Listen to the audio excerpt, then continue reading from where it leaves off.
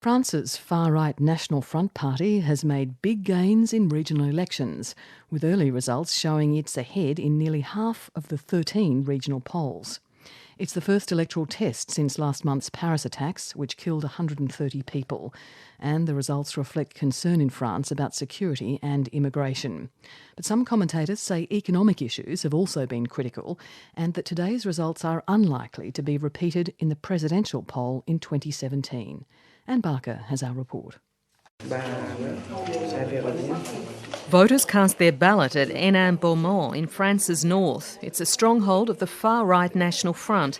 This is a region where the party's hardline policies against immigration and Muslims have most hit home.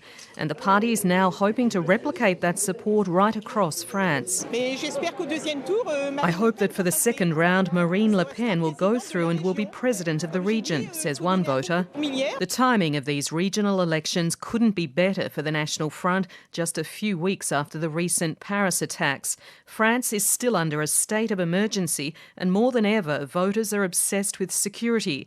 It's a theme the party's leader, Marine Le Pen, has pushed during the campaign. It's an important moment, she says, important for the future of our regions, important with regard to the catastrophic and dramatic events that have hit France. And it's a campaign that has paid off. The National Front is now ahead in at least 6 of France's 13 electoral regions, making it arguably the most popular party in France. Marine Le Pen now has her sights set on the 2017 presidential election, and indeed in Hénin-Beaumont, as the results were announced, supporters chanted Marine president. The National Front's successes have left France's two main parties scrambling to regain ground on the security front. French President and ruling Socialist Party leader François Hollande last month declared France was at war after the recent attacks. His personal rating jumped 10%, but his party is still lagging third at the polls.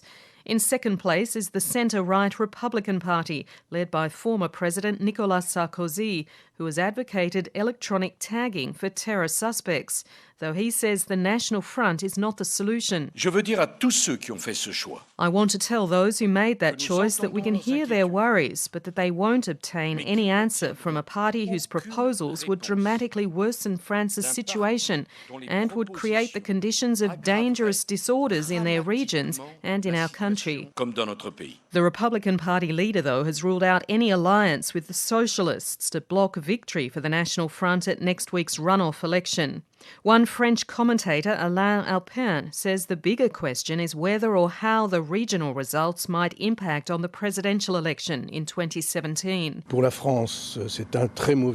It's a very bad sign for France because the National Front is being accepted more and more, he said. People don't realise what's awaiting them. There could be a danger in France for the 2017 presidential election if Marine Le Pen wins. And for Europe, France will turn in on itself, and I think Europe will then progressively dismantle, so we should avoid at all costs voting for Marine Le Pen.